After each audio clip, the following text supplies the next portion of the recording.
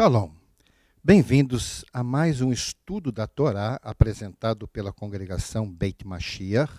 Nós sempre levamos ao ar após o horário do Havdalah, tratando assuntos relevantes para a nossa edificação.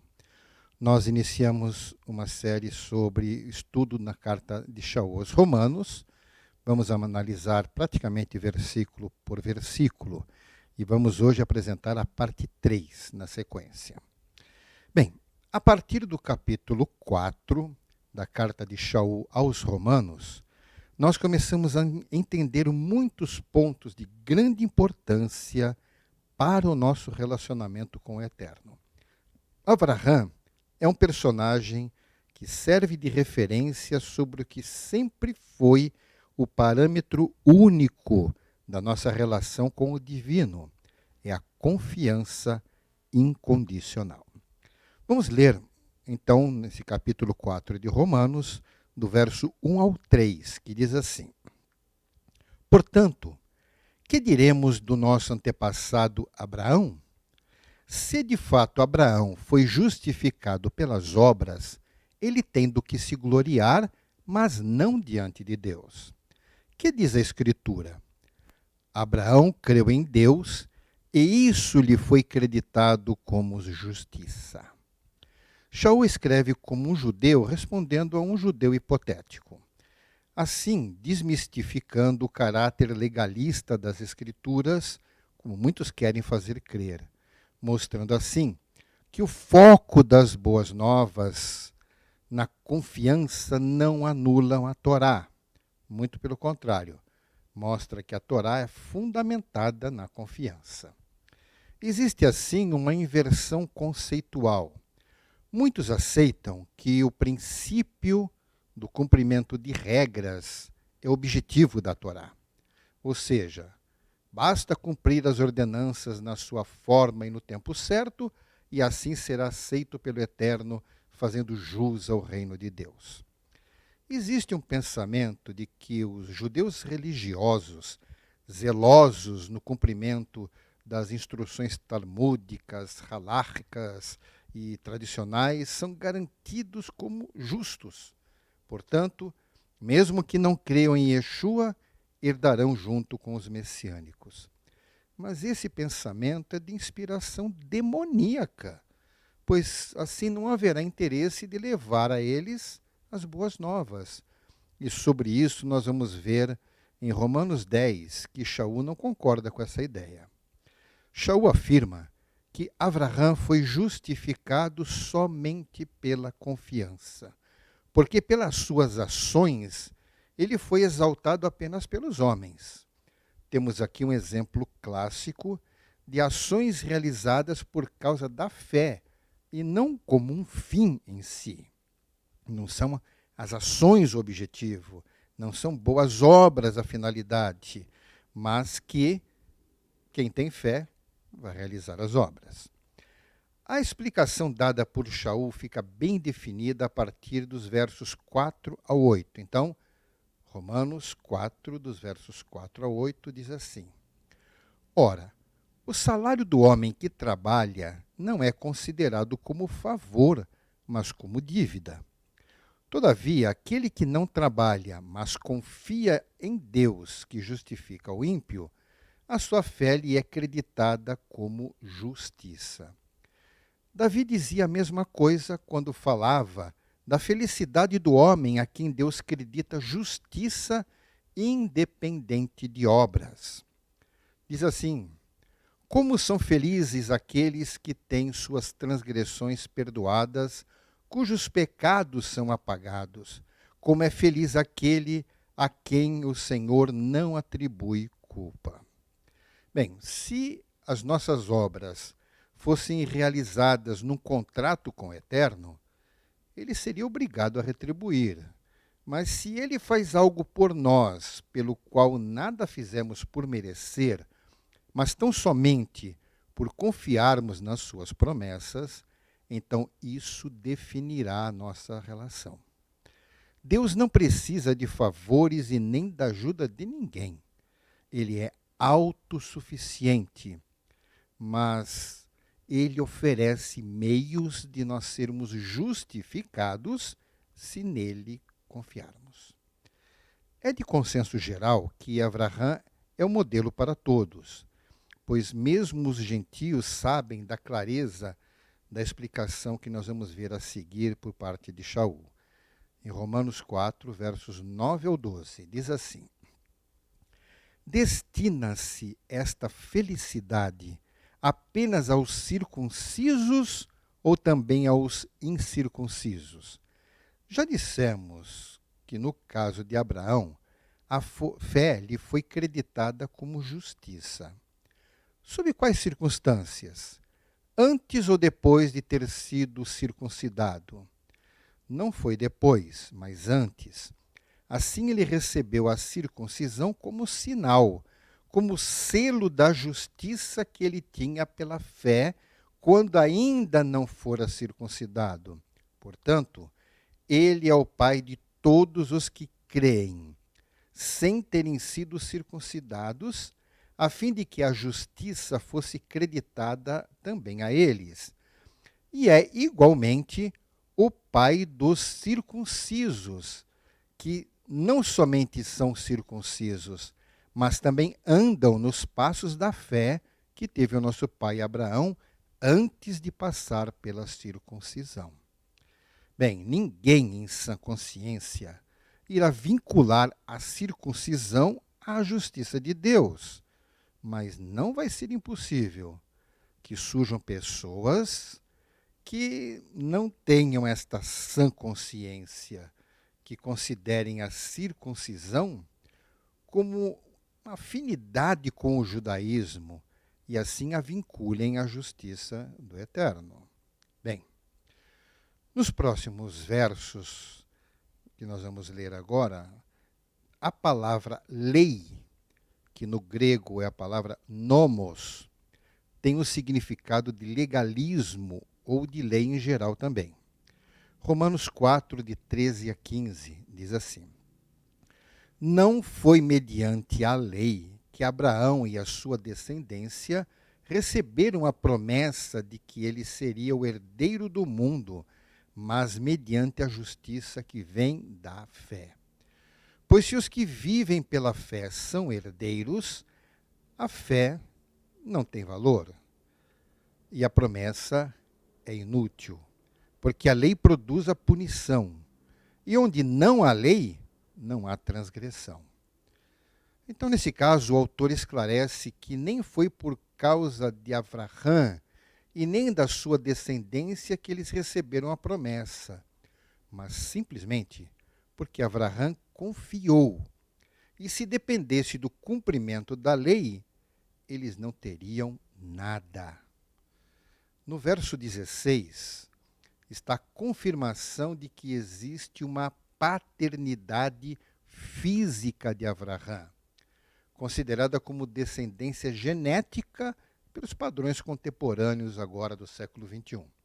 Mas também há a mais importante, que é a descendência da fé, que abrange todos os que experimentaram a mesma confiança que o patriarca, e não tem exame que possa constatar isto. Mas o nosso Deus sabe exatamente a quem aplicar a justificação. Então, Romanos 4,16 diz assim: portanto, a promessa vem pela fé, para que seja de acordo com a graça e seja assim garantida toda a descendência de Abraão, não apenas aos que estão sob o regime da lei, mas também aos que têm a fé que Abraão teve. Ele é o pai de todos nós. Shaul agora detalha mais sobre as condições, essa condição de filhos de Abraão. Ele não seria pai apenas da nação de Israel, mas de muitas nações. Nós vamos ler agora do Romanos 4, do verso 17 até o 25.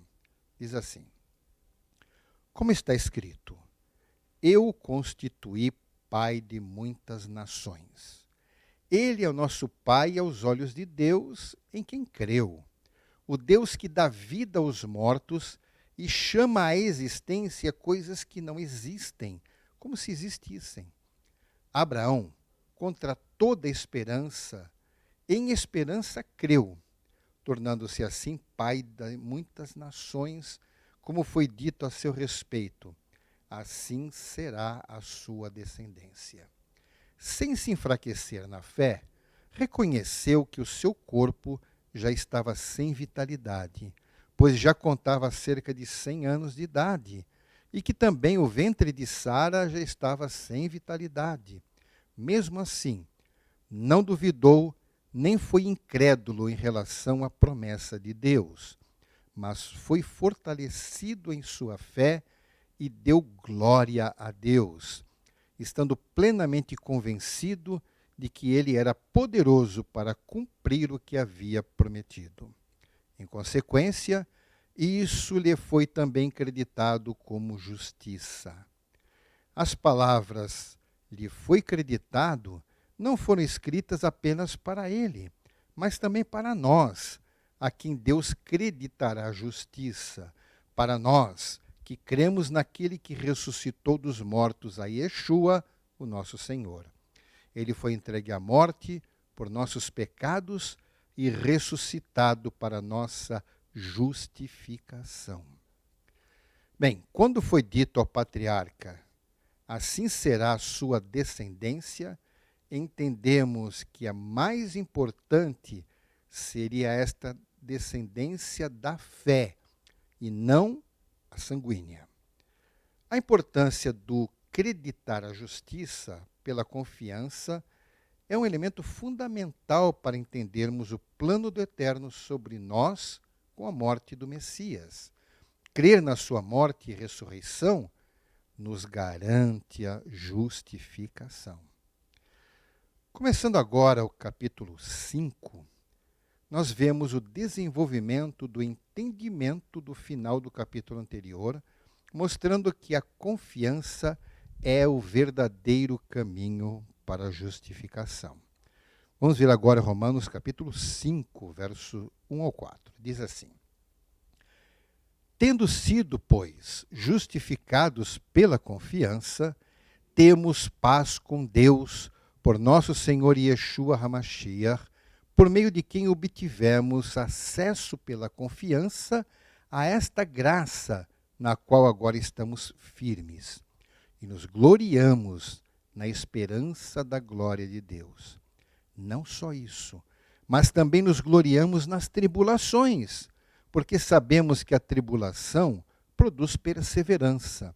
A perseverança, um caráter aprovado, e o caráter aprovado, esperança. Mas também aprendemos que este presente vem acompanhado de experiências únicas, de lutas e vitórias. A confiança, como base, gera verdadeira esperança. Vamos ver o verso 5 do capítulo 5 de Romanos. Diz assim: A esperança não nos decepciona, porque Deus derramou seu amor em nossos corações por meio do Espírito Santo que ele nos concedeu. Sobre a esperança, podemos também chamar de expectativa, ou a questão de admitir uma possibilidade, mas sem garantias ou certeza. Isso é o uso normal da palavra esperança. Pessoas têm esperança, mas sem certeza das coisas desta vida. Então, essa palavra esperança tem raiz em esperar. Então, nós podemos aplicar o sentido da palavra quando esperamos o que sabemos que virá. Então, nesse contexto secular, qualquer coisa que esperamos é certo que pode falhar. Por mais que a questão seja considerada segura, um imprevisto pode acontecer. Eu, por exemplo, eu tenho esperança que todo mês eu vou receber o meu salário. Bem, até hoje nunca falhou.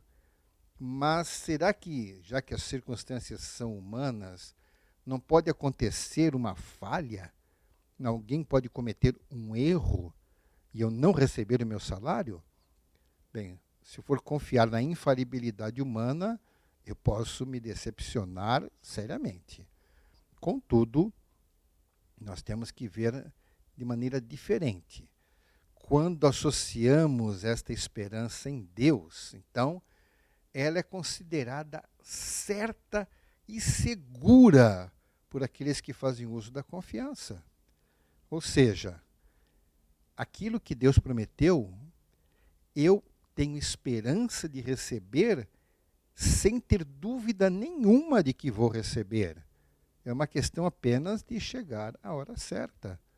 Então, quando confiamos nisso, a esperança é algo que tem sentido para nós. Agora fica bem evidente que a justificação está fortemente ligada à pessoa de Yeshua e à sua morte vicária. Essa palavra vicária significa que é algo que foi feito em lugar de outro. Então, aquele que é feito em lugar, que fica no lugar de outra pessoa. Então, disto vem a palavra vicária. Bom, de fato, agora nós vamos ver Romanos 5, versos 6 a 8, que diz assim: de fato, no devido tempo, quando ainda éramos fracos, o Messias morreu pelos ímpios. Dificilmente haverá alguém que morra por um justo. Pelo homem bom, talvez alguém tenha coragem de morrer. Mas Deus demonstra seu amor por nós. O Messias morreu em nosso favor quando ainda éramos pecadores. Então, irmãos, essa declaração é de uma importância muito grande. Tão grande que o simples fato de uma pessoa rejeitar este sacrifício como real e aplicável na sua vida, já dá para imaginar o sentimento do Eterno sobre esta ingratidão. Vamos, voltando ao texto, é uma coisa muito séria. Só o finzinho, vamos de novo ver o verso 8 ali. Mas Deus demonstra seu amor por nós. O Messias morreu em nosso favor quando ainda éramos pecadores. Como se pode rejeitar isso? É uma coisa irracional. Fico admirado do quanto Shaul se aprofundou no conhecimento sobre o Mashiach, considerando que a mentalidade judaica da época tinha tanta resistência a este assunto como tem hoje. Um homem que foi tão envolvido na cultura judaica, na filosofia judaica, conviveu no meio de pessoas que se consideravam muito conhecedoras de Torá, que tiveram tanta resistência a reconhecer Yeshua como Messias. Shaul, que estava envolvido com isto, como ele pôde se desvencilhar disto e se aprofundar tanto, né? Vamos ver o que ele escreveu lá no verso 9 ao 11 do capítulo 5. Diz assim: como agora fomos justificados por seu sangue, muito mais ainda seremos salvos da ira de Deus por meio dele. Se quando éramos inimigos de Deus, fomos reconciliados com ele mediante a morte de seu filho, quanto mais agora, tendo sido reconciliados, seremos salvos por sua vida. Não apenas isto, mas também nos gloriamos em Deus, por meio de nosso Senhor Yeshua HaMashiach, mediante quem recebemos agora a reconciliação. Só um espírito afinado com o Espírito de Deus que pode entender estas coisas. E isso não era privilégio somente do Shaliach, do apóstolo. Nós precisamos da mesma comunhão para entendermos a mesma coisa. O que significa que não adianta uma pessoa pensar que é erudita, que tem estudo. Se o coração não for humilde, o espírito dela estará sozinho e desafinado. Agora, este último grupo de versículos traz muito sobre o que nós devemos pensar. Durante séculos, teólogos, tanto cristãos quanto judeus, debatem sobre um tema que encontra fundamento nesta passagem. O assunto é sobre o que nós chamamos de pecado original. O texto que nós vamos ler agora está em Romanos 5, dos versos 12 até o 21. Bom, vamos ver o seguinte. Portanto, da mesma forma como o pecado entrou no mundo por um homem, e pelo pecado a morte, assim também a morte veio a todos os homens, porque todos pecaram. Pois antes de ser dada a lei, o pecado já estava no mundo. Mas o pecado não é levado em conta quando não existe lei.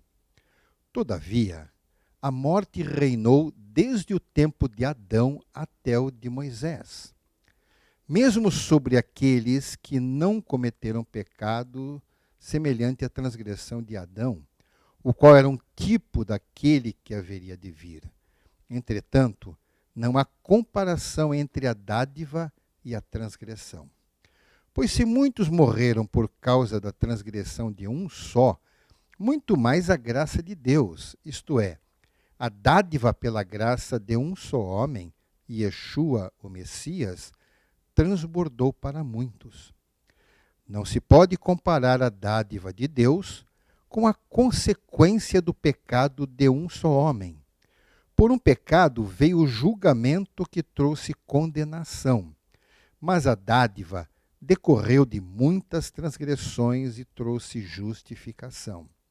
Se pela transgressão de um só a morte reinou por meio dele, muito mais aqueles que recebem de Deus a imensa provisão da graça e a dádiva da justiça reinarão em vida por meio de um único homem, Yeshua, o Messias.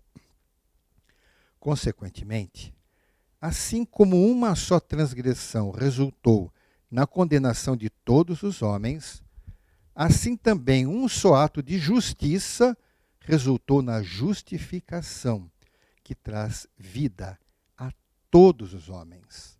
Logo, assim como por meio da desobediência de um só homem, muitos foram feitos pecadores, assim também por meio da obediência de um único homem, muitos serão feitos justos. A lei foi introduzida para que a transgressão fosse ressaltada, mas onde aumentou o pecado, transbordou a graça, a fim de que, assim como o pecado reinou na morte, também a graça reine pela justiça para conceder vida eterna mediante Yeshua, o Messias, nosso Senhor. Bem, sobre esse texto, é óbvio que nós não iremos dissecar cada palavra exegeticamente, nem analisar cada proposição das inúmeras teses sobre o assunto. Mas, considerando os aspectos mais importantes do que foi exposto por Shaul até agora, podemos pensar de uma forma mais messiânica em entendermos isto. Como eu disse, muitos teólogos têm muitas teses sobre essa questão de pecado original. Mas vamos ver o seguinte. O primeiro casal vivia em um ambiente que não podemos descrever exatamente como uma sociedade, pois eram apenas eles, o casal, os animais e as plantas. Então não havia tentações referentes às pessoas como hoje somos expostos.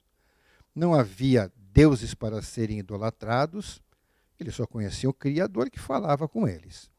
Não havia Shabat para ser celebrado, não havia ninguém para ser cobiçado, não havia bens para serem roubados, nem inimigos a serem mortos. Também não havia próximos para serem amados. Não havia no que pecar.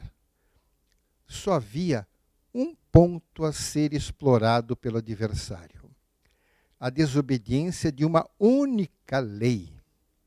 Só uma. Quando o Eterno disse: não comam da árvore que está no meio do jardim. É interessante nós analisarmos isto. Quando estava o casal Adão e Ava no jardim, no Gan Eden, só tinha uma regra que o Eterno estabeleceu para eles: não comam da árvore que está no meio do jardim. Foi justamente nisso em que Satã também foi tentado. O orgulho, por quê? A fraqueza do casal estava em quererem ser iguais a Deus. Satã os induziu, os tentou nisto. E, como não havia sobre quem se orgulhar, orgulharam-se sobre Deus. Ou seja, vamos ser iguais a Deus se comermos, se desobedecermos. Não era para comer daquela árvore. Só tinha essa regra. E isso é lógico que Satã foi tratar nessa regra. Os filhos de Adão já tiveram mais oportunidades de serem tentados e assim por diante. Toda a descendência de Adão começou já a ter, então, mais pessoas com quem se relacionar.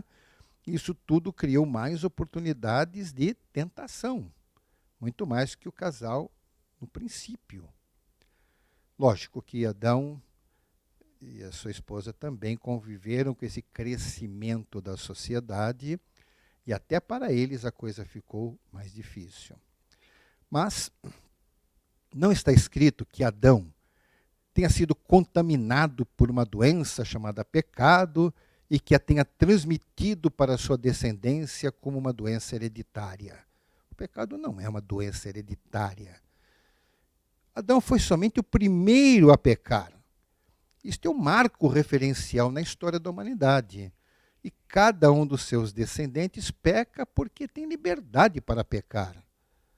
Eu sei que eu estou em desacordo com muitos pensamentos que talvez alguém já tenha lido ou estudado sobre isto.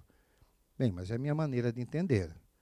Então, Adão já tinha uma predisposição, tinha a liberdade de pecar e acabou pecando. Agora, o resto da humanidade, com o passar do tempo, teve mais chance de pecar e tem liberdade de pecar. Simplesmente por causa disso que se peca. Então, não é que Adão teve uma doença que transmitiu para os seus descendentes. Nada disto. Não é um defeito genético, mas um direito dado por Deus de escolhermos. É aí que ele nos prova. Então, outro detalhe também. Alegar que não existia morte nem entre os animais antes da queda é ignorar que o Criador fez as feras, ou seja, os predadores, para manter o equilíbrio natural de toda a natureza. Não há uma única referência de que os animais eram imortais. E para o homem, seria necessário comer da árvore da vida para ser imortal, conforme Gênesis 3:22. Mas a consequência do pecado trouxe, então, a morte espiritual. Não é uma questão de morte física. Então, eu entendo que Adão e Eva eram mortais, como os animais eram, certo? Mas eles tinham uma possibilidade de não morrerem, seria comer da árvore da vida. Mas não vamos entrar nesse ponto. E vamos entender apenas isto.